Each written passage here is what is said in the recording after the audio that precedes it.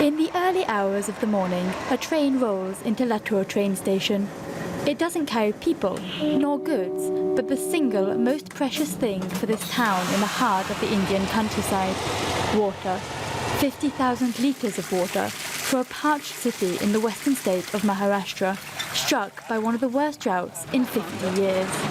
From the train, the water is collected by tankers that deliver it to different areas of the city.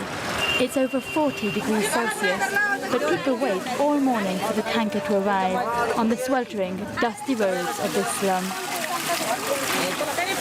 Now the problem is solved. We have water every few days. I feel like the drought is over for us. Finally, taps have been running dry for 3 months in Latur.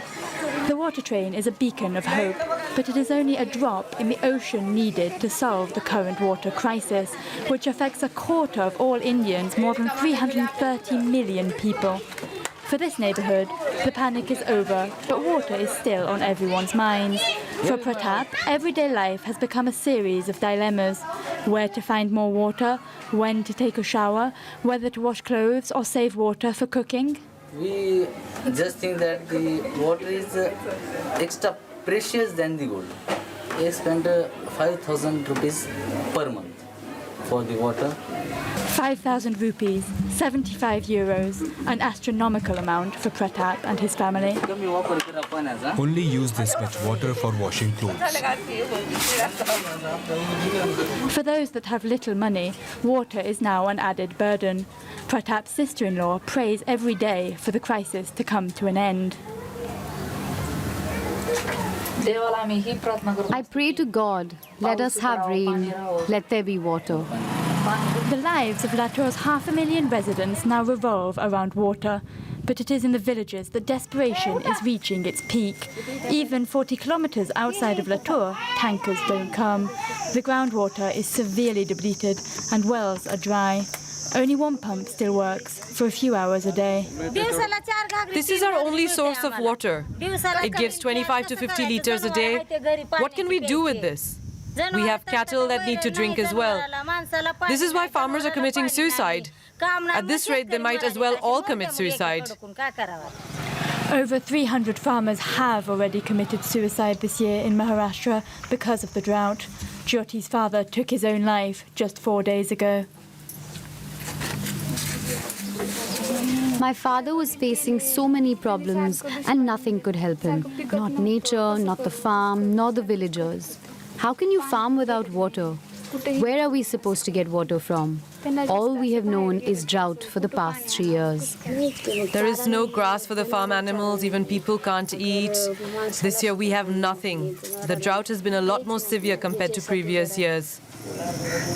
Because of the drought, crops have failed for the past 2 years, and food has to be bought from outside. This year, none of the villagers sowed grain, knowing they would have no way of irrigating. The condition of the fields is very bad right now. They are too dry, nothing will grow. Now we are only 2 ladies left on the farm. Now it's even worse for us. Some farmers are giving up hope and fleeing their cracked fields and parched villages by the thousands. Mumbai, lush, green, prosperous, and just 500 kilometers from Latur. In this camp in the eastern suburbs, 400 migrants live in precarious conditions.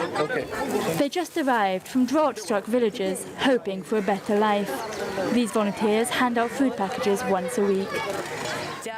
If we get work, we do it. If we don't, we sit here. If we can work 4 days out of 8, we make enough to send some money to our family in the village, maybe 200 rupees. When I see the way water is used here, it's like there was a plenty. It's unbelievable. For many Indians, the war of water is already being fought out. Many controversies are rearing their heads over water wastage. Even cricket, India's national pastime, hasn't been spared. The Mumbai High Court ordered the Indian Premier League to move all their matches out of the state, since keeping pitches green uses tens of thousands of litres of water a day. Tensions between water haves and have-nots are far from over. Scientists predict that global warming will make South Asian rainfall more and more unpredictable.